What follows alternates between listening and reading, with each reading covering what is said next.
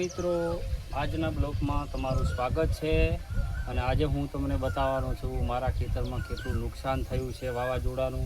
એ એક તો આ લીમડી પડી ગઈ છે, આ બધું મારે કાપવું પડશે, મજૂરી કરવી પડશે, આ બધું વસમાંથી લેવું પડશે. બ્લોગમાં બન્યા રહો મિત્રો. આ લીમડી હું કાપું એટલે ઘણા બ્લોગમાં બન્યા રહેજો. હા હા હા, કુણી લેબડી કાપી મને બહુ કાઢ લાગે.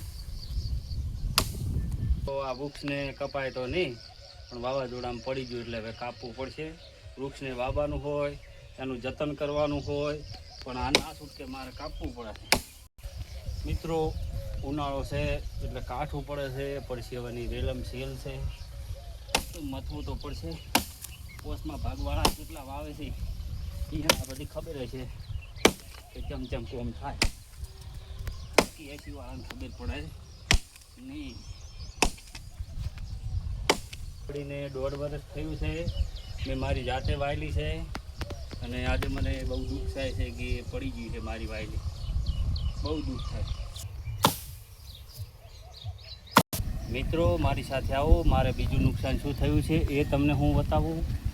જુઓ આ લીમડી પડી ગઈ છે, પછી આ લીમડો પડી ગયો છે, પાછળ એક મોટી ડાળ છે. મારે અહીં પણ ભેંસ બાંધેલી હતી, મોટી હાની તળી છે. આ ડાળ આ બાજુ પડી એટલે મારી ભેંસનું શું થોત.